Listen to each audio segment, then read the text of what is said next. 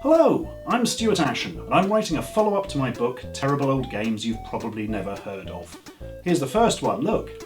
Terrible Old Games You've Probably Never Heard Of was born out of my fascination with the UK computer scene of the 80s and early 90s. Production costs were so low that you could literally set up a games publisher in your nan's attic, and as a result it was a wild west of crazy ideas and zero quality control. When I first started researching for this little blighter, I honestly thought I'd only find about 30 games bad enough to write about in a book. But the deeper I dug, the worse it got. I kept discovering ever more hateful nuggets of video game incompetency. Some of the games I found were frankly unbelievable, but I will make you believe them with clever words and visual proof. Because, due to popular demand, yes really, I'm working on Attack of the Flickering Skeletons, more terrible old games you've probably never heard of. We decided to give the second book a more specific title. I'm actually going to retcon the first book to be called Curse of the Sock-Faced Elk, with Terrible Old Games You've Probably Never Heard Of as a subtitle. If you do have a copy, write the new title on this top bit with a permanent marker.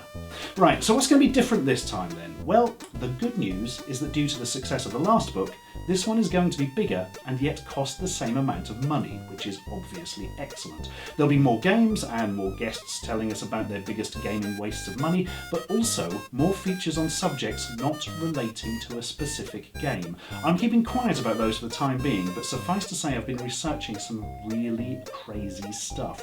And also the book itself will be physically slightly larger, because I'm apparently the only person in the world who likes books this size.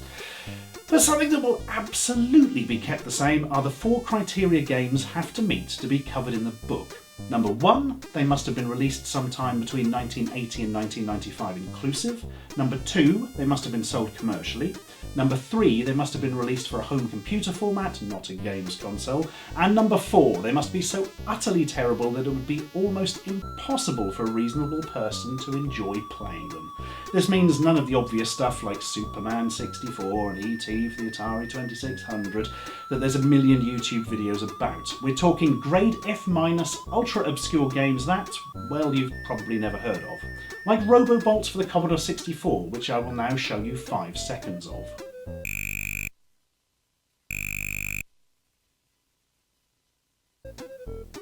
I had to play that for over an hour. Anyway, come join me on a second journey into a land of utterly appalling games that are also incredibly amusing. Let's not let these games be forgotten just because they're terrible, they're old, and you've probably never heard of them.